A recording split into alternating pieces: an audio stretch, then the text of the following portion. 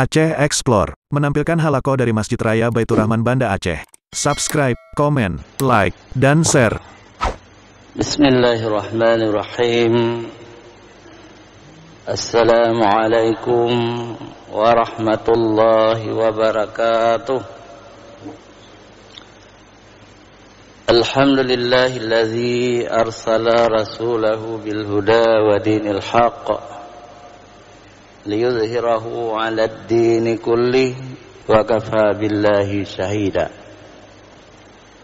Asyhadu an la ilaha illallah wahdahu la syarika lah wa asyhadu anna Muhammadan abduhu wa rasuluh.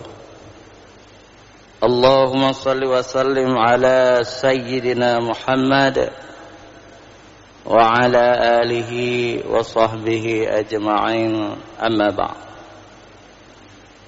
Puji syukur kita panjatkan kehadirat Allah Subhanahu wa taala.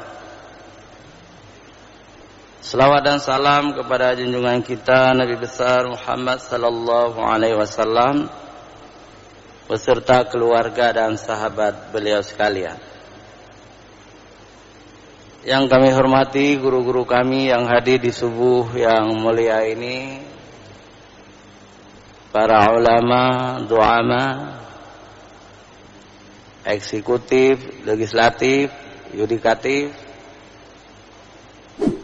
para mustami' radio-radio yang turut menyiarkan ceramah subuh di Masjid Raya Baitur Rahman, hadirin wal hadirat rahimakumullah. Pada kesempatan yang singkat ini, kita masih dalam suasana Rabiul Awal. Hari ini tanggal 24 Rabiul Awal.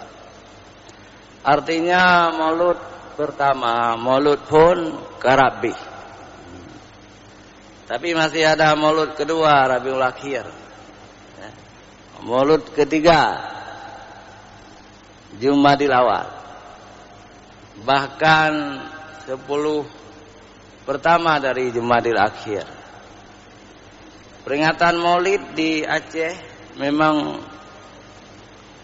4 bulan, 3 bulan lah, atau 100 hari. Kenapa terlalu lama? Padahal Rasulullah lahirkan tanggal 12 Rabiul Awal, kan? Ini pendapat yang paling kuat, 12 Rabiul Awal hari Senin. Ada juga pendapat-pendapat yang bukan tanggal 12 Rabiul Awal. Ada yang mengatakan 2 Rabiul Awal. Ada yang menyebutkan 8 Rabiul Awal. Ada yang menyebutkan 10 Rabiul Awal. Ada yang menyebutkan 12 Rabiul Awal.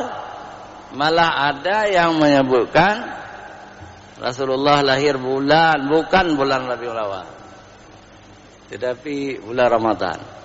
Jadi macam-macam orang berpendapat, tetapi ijma, jumhur para ulama menyebutkan tanggal 12 Rabiul Awal. Maka kita mengambil yang terkuat, tanggal 12 Rabiul Awal. Jadi seluruh dunia yang bermazhab 4 ini, Ahlus Sunnah wal Jamaah, menetapkan 12 Rabiul Awal. Tapi orang-orang Syiah di Iran, di Lebanon, di Irak, di Pakistan, Bahrain, beberapa negara Syiah, mereka memperingati Maulid Nabi tanggal 8 Rabiul Awal. Tidak masalah. Yang penting khilafiyah itu jangan dijadikan permusuhan dan perpecahan. Sangat arif para ulama Aceh dan kerajaan Aceh yang memperingati Maulid Nabi besar ini sampai 3 bulan lebih. Apa untungnya? Untungnya merata. Zaman dulu masyarakat Aceh adalah masyarakat tani. Jauh belang, jauh gli. Baik di belang tu padi kan, padi. Di gli padi je. Malah padi gli yang lebih mangat, bango je. Jadi wate-wate ubulun, urang cilun naga mugli. Padi gli tajuk. Timah padi mubah. Ini buglian padi gli cukup mangat. Hana sama lagi padi belang. Lukir, kanya orang cukup mangat je. Jadi karena kadang-kadang musim hujan, musim banjir, ya. Jadi di Aceh Raya ke Mekah tu. Di orang Aceh Raya dia ke Kanduri aja bulan Rabiul Awal. Tapi dia galam dia ke Mekah, baru dia ke Mekah bulan Rabiul Akhir. Nanti di Aceh Utara baru ke Mekah bulan Jumadil Awal. Kadang-kadang di Aceh Barat baru dia ke Mekah Jumadil Akhir. Karena dia ke Mekah lah ke Kanduri Malut. Maka butuh waktu trip ini. Dan supaya enggak merata, nah tu di melabuh tu dah. Malut ini bulannya tajak ni. Nah dalam tu di luk semau ni. Boleh ke malut. Tajak dalam gede. Jadi merata dah meja. Menanti pejabat, pimpinan kita ya, gubernur atau eksekutif, legislatif, anggota DPR, jadi wakil rakyat, sama mantu dia aja, dia kena jak gedih, dia jak baju malut. Tapi punya 12 Rabiul Awal mantang Maulid, ketiga ada baju, yang kahawar dalam kahanali. Jadi God merata. Tidak mesti di bulan 1, ya, dia di bulan Rabiul Awal. Hadirin wal hadirat yang dirahmati Allah Subhanahu wa taala. Lagi kita yang kata depu pegah oleh Allah. A'udzubillahi minasyaitonir rajim. Alam yajidka yatimam fa'awa. Bukankah Muhammad aku dapati engkau dalam keadaan yatim. Nabi Muhammad itu anak yatim. Fa'awa, lalu kami lindungi. Yang melindungi itu siapa? Allah Subhanahu wa taala. Jadi beta pikir remeh anak yatim kan? Beta pikir remeh. Rasulullah yatim. Malah yatim dalam kandungan. Tetapi ulama-ulama besar, para mujtahid itu yatim juga, banyak yang yatim, ya. Imam Syafi'i yatim, Imam Ibnu Qayyim yatim, Imam Bukhari yatim, Imam Nawawi yatim. Jadi anak-anak yatim itu tumbuh karena dipelihara oleh Allah menjadi orang-orang hebat. Tentu yang pertama Rasulullah yang paling hebat. Tetapi ulama-ulama besar, ulama-ulama mujtahid yang yatim juga luar biasa hebatnya. Imam Nawawi itu orang Damaskus, dari negeri Nawa, ya. Maka disebut Imam Nawawi. Itu sangat alim mazhab Syafi'i. Imam Syafi'i luar biasa lagi alim. Yatim. Imam Bukhari cukup alim di bidang hadis. Tapi bidang-bidang lain beliau juga ahlinya. Jadi hikmah yatim itu ada. Cukup bagus, ya. Hikmah yatim itu ada.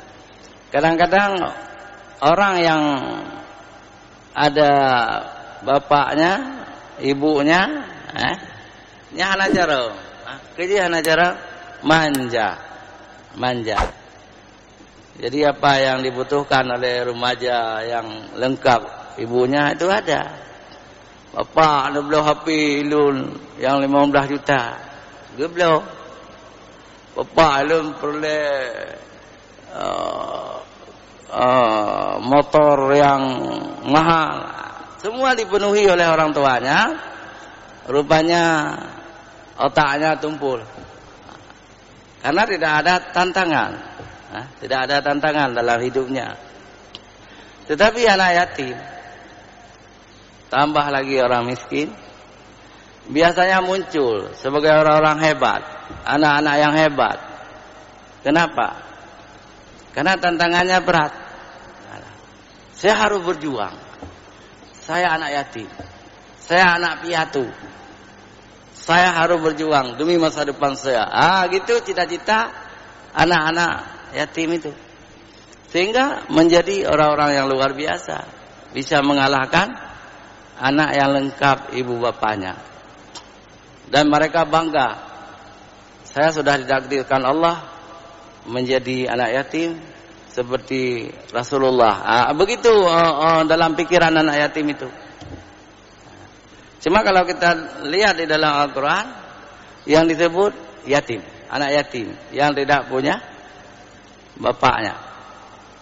Piatu tidak ada dalam Al-Quran, yang meninggal ibunya. Maka ada pendapat-pendapat ahli tafsir, juga ahli hadis,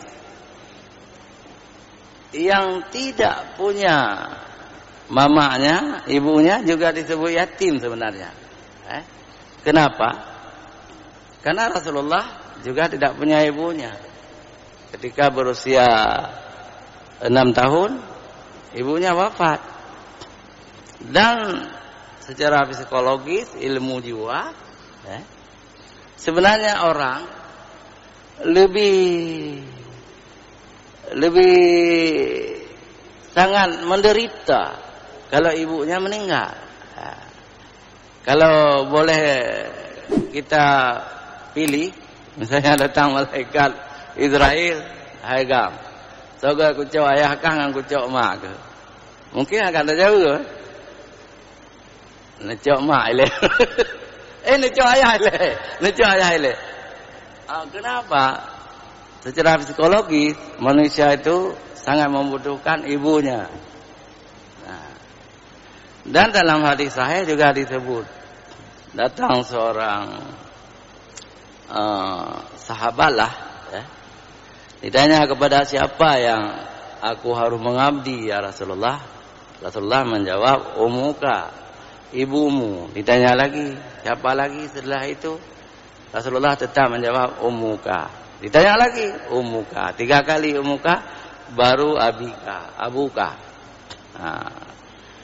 Jadi ahli pendidikan melihat tanggung jawab seorang ibu itu lebih sukses ketimbang tanggung jawab seorang ayah.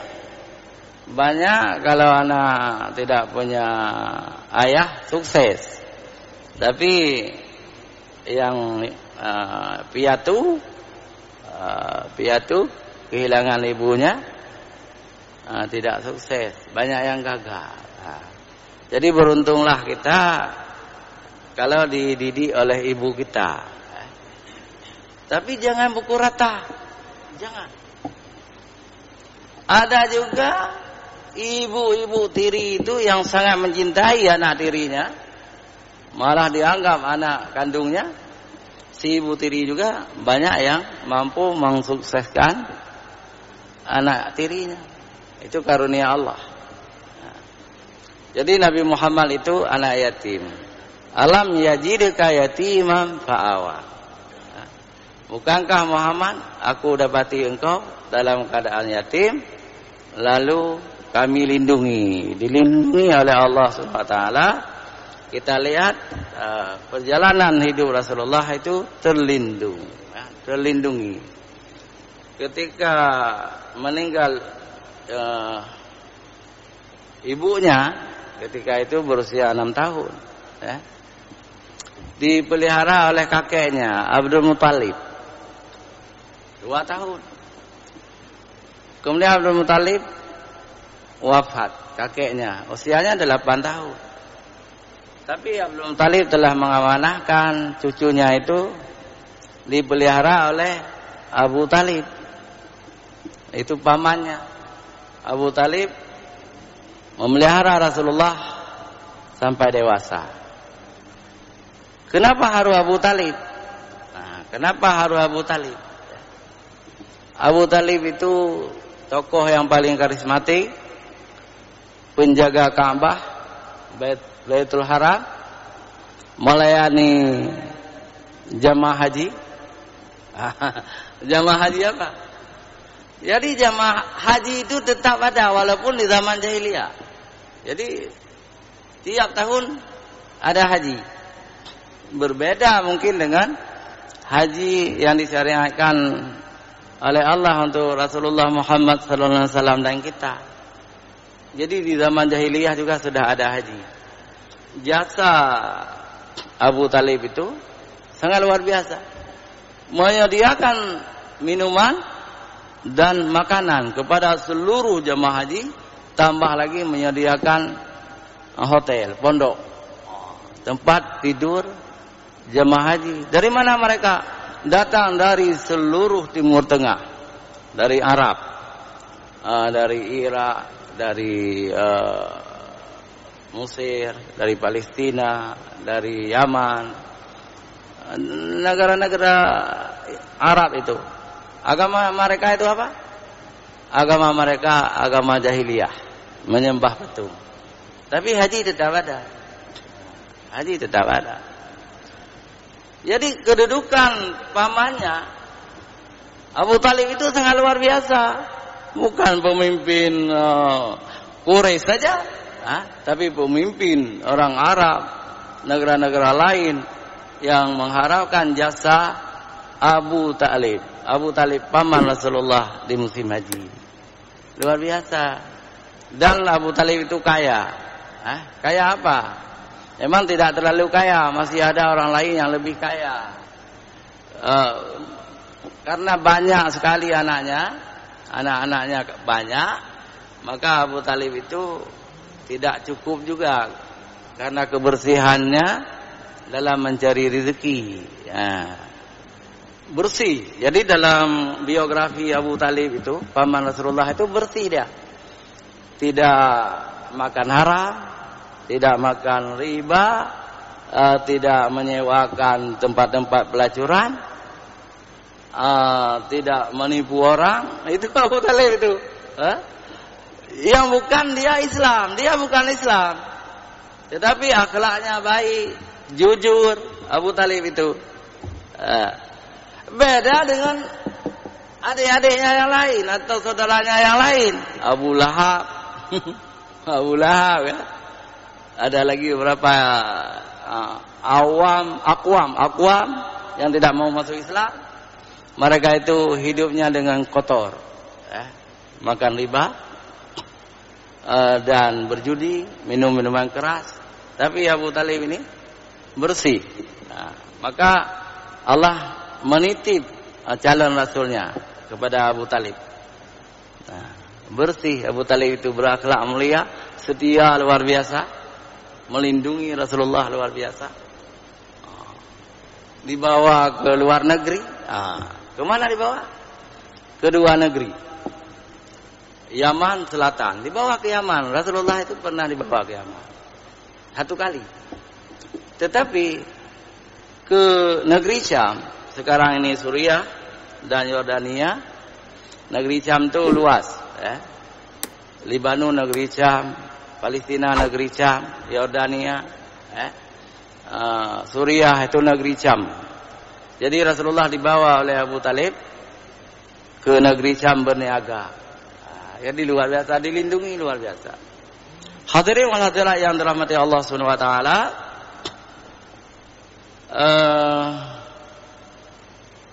Meski ada khilafiyah tentang Abu Talib, Apa khilafiyahnya? Menurut Ahlus Sunnah wal Jamaah, menurut mazhab kita, ahli-ahli sejarah dari 4 mazhab, ahli tafsir dari 4 mazhab, mazhab Hanafi, mazhab Maliki, mazhab Syafi'i, mazhab Hambali, ya. Hanafi, Maliki, Syafi'i, Hambali. Abu Talib itu meninggal dalam keadaan tidak beriman. Anak damang Islam. Mati kafir. Abu Talib. Tetapi dalam pendapat mazhab Syiah Isna Asyarah, Syiah 12 imam, dan Syiah Zaidiyah yang ada sekarang,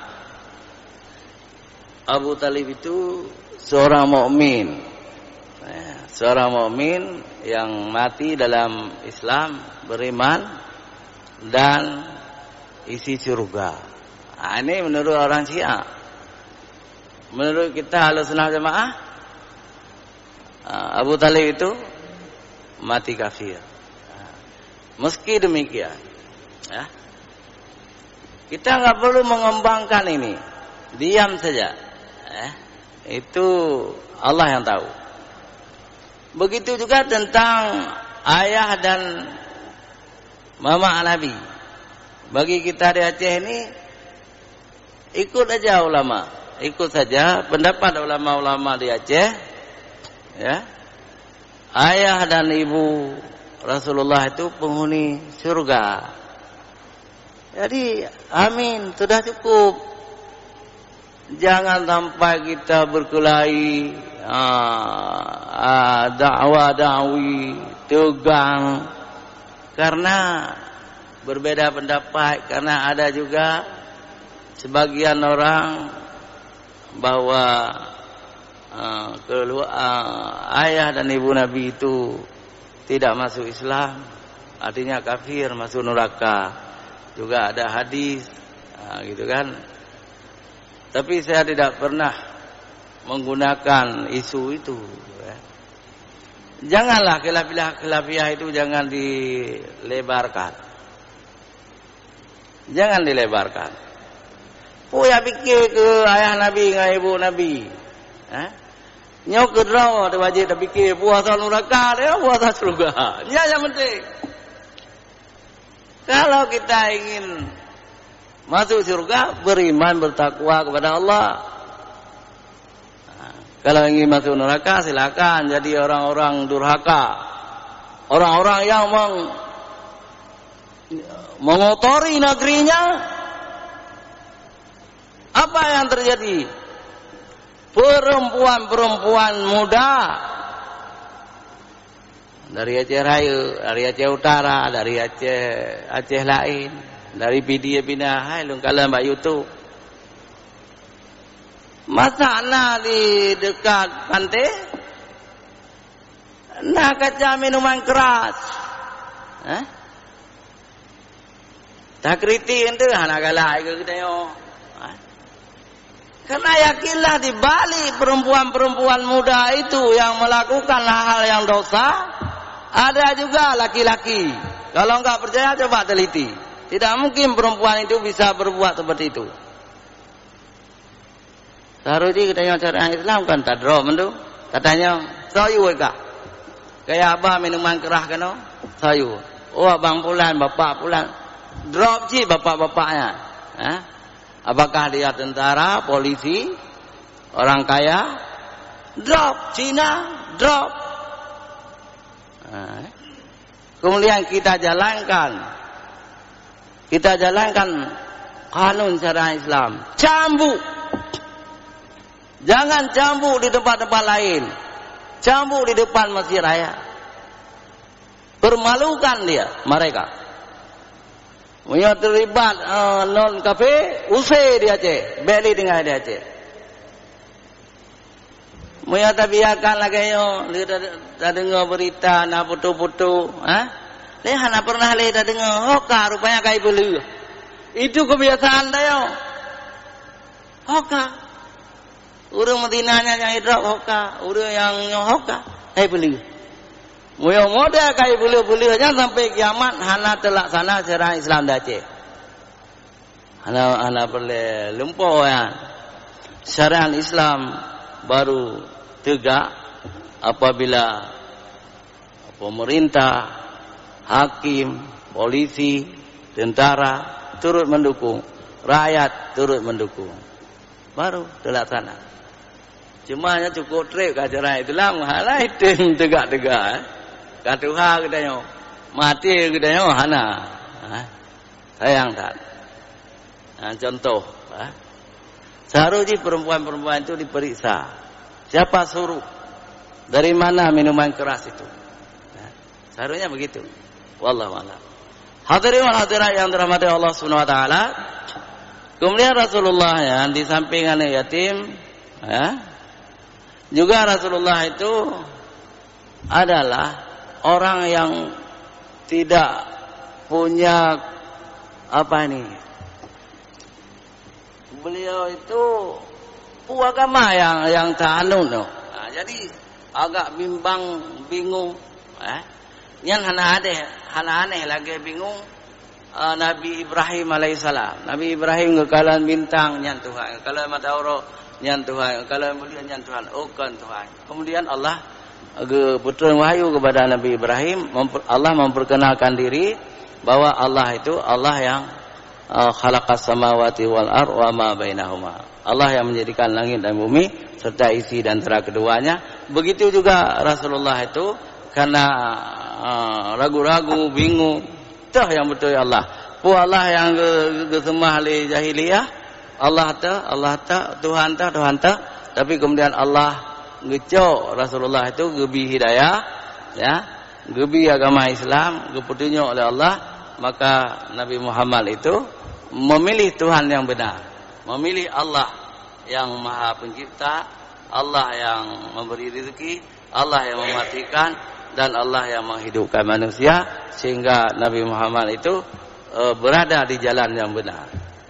Itu. Kemudian Allah itu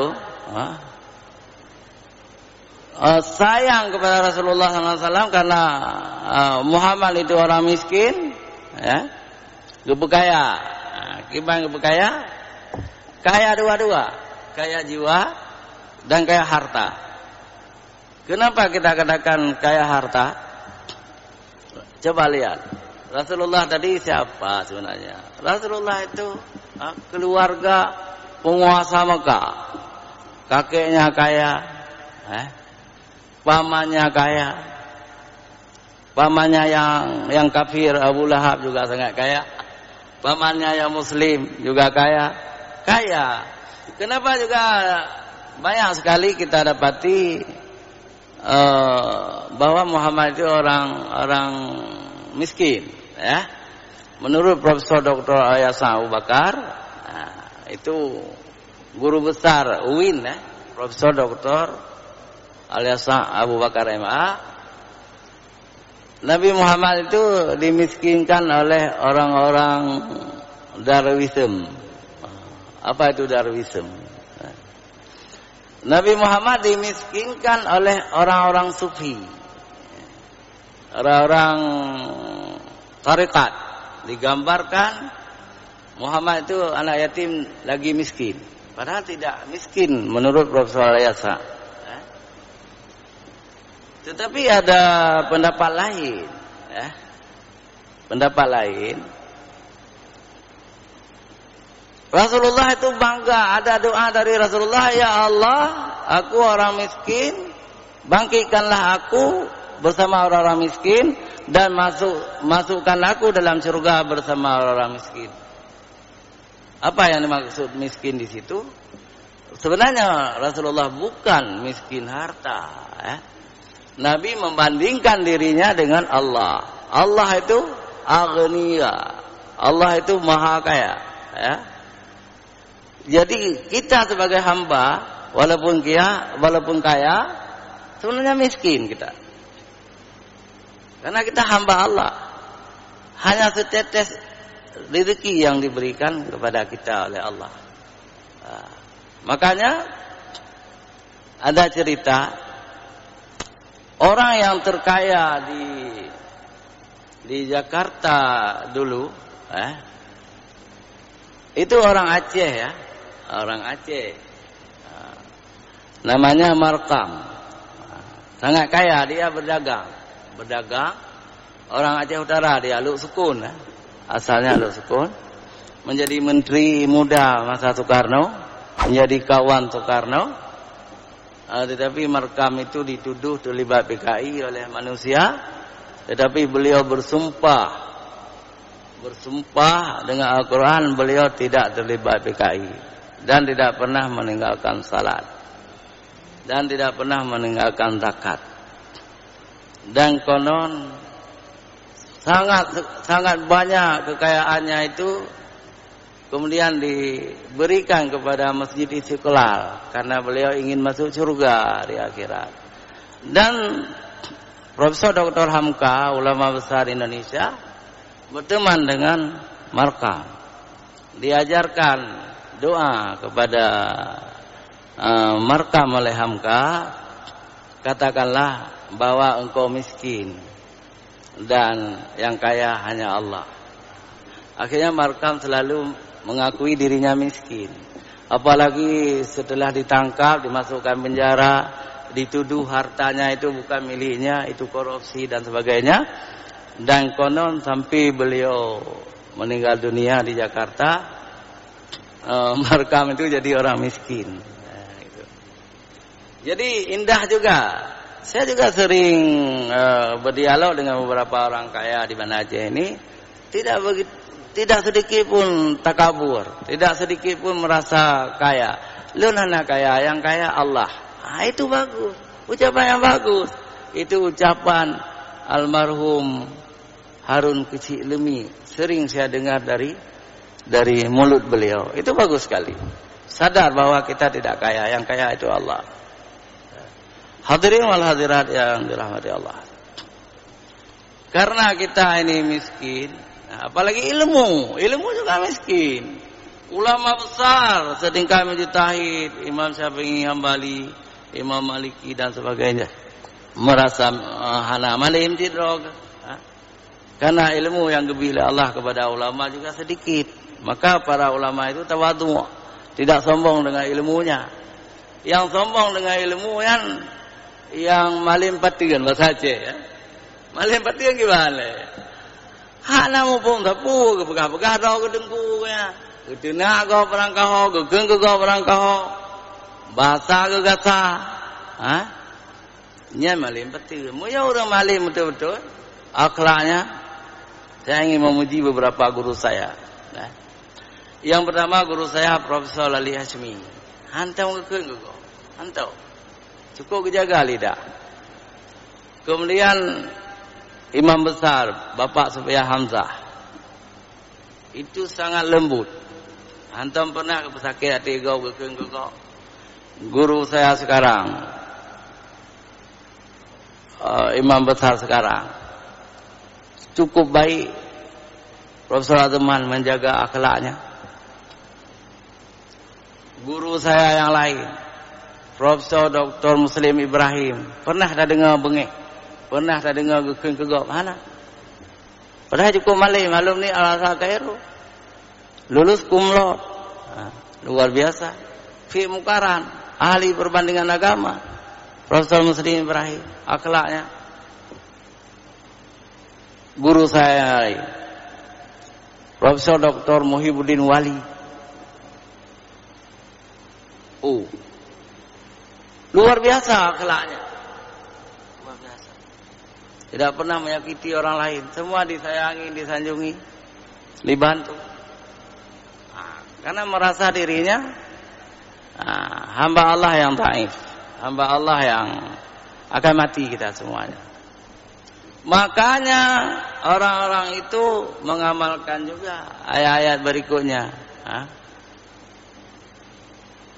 Anak-anak yatimnya gebibu,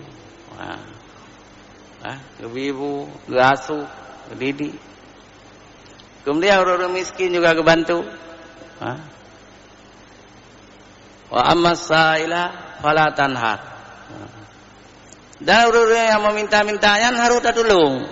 Yo hati-hati. Misalnya orang jauh rumah, orang gasin, benusi. Hana nejo le nejo umbacu bentar. Nejo mo 10 ribu aja atau 5 ribu aja, 1000 aja. Kadang-kadang guji katanya oleh Allah. Kadang malaikat bandau si tengok ka tutung rumah. Tengok kamu apa mato. Malaikat ja. Berupa dah ke orang kasih. Maka wa amma sa'ila fala tanhar. Muyana orang yang meminta-minta berilah. Baik kriat. Baik dia baca kanun ba orang kasih. Tengku Nabi sedekah baca bapa, Nabi sedekah baca. Hai anak kedepu kanun kota Madia, hang bibi sedekah ke orang kasih lagi begaga. Orang kasih yang lagi ya. Jauh, hana masalah jauh. Hana habis rezekinya. Lipat-lipat ganda oleh Allah. Itu harus mampu kita lakukan. Fa amma bi ni'mati rabbika fa hadis. Amiana gelimpahkan oleh Allah rahmat kita yo. Dia dah rezeki dia. Si harus baik tasawuf, harus tak pegah-pegah. Hadirin wa hadirat yang dirahmati Allah, kesimpulan ceramah pagi ini, Miakan duri maluknya hana pupu aja. Memang nak pendapat macam-macam. Tapi kita yang orang Aceh yo kanduri ju. Hana masalah. Karena dalam kandurinya itu katanya sempat dari ibu orang miskin. Jadi mau memberi makan orang miskin tu wajib. Wajib. Justru yang hana tapi makan orang miskin dia termasuk pendusta agama. Begitu juga anak yatim. Wajib tapi ibu, wajib dah. Jadi di kanduri mulutnya itu kesempatan dia. Dan nah hikmah lain, ni orang pegah hikmah lain. Hikmah lain. Manusianya rata-rata cikrit. Semakin kaya semakin krit. Ya. Innal insana la yataqa ar-ra'ahu staghna. Sesungguhnya manusia itu kikir karena melihat hartanya banyak. Yang disebut harta itu harta anak-anak juga harta. Jadi urang-urang yang leu keluarga, urang-urang yang leu anak, urang-urang yang leu harta kikir. Kikir kebegah lang Quran, Tetapi hang kikir ketika ada maulid. Yang paling raya idang si urang kaya aja entah. Rapat di masjid di menasah, ilun idang melapih balun. Begah di orang kaya, di orang kasihan, ilun idang lipih. Kan? Menanti kurubigan. Yang jauh-jauh lemah tau, orang kaya kan? Orang kaya, anak orang kaya. Apabila dengan agama, yang jauh lemah, kurubigan orang kaya, yang pegang masjid dia kalanan pembangunan masjid. Yang paling membantu si orang kaya, katanya orang kaya naik, anak pe. Makanya jangan juga memfitnah orang kaya, jangan membenci orang kaya. Islam ini adalah persaudaraan, tidak saling menghina. Hanya sampai di sini, lebih dan kurang kami mohon maaf. Billahi taufiq wal hidayah. Wassalamualaikum warahmatullahi wabarakatuh.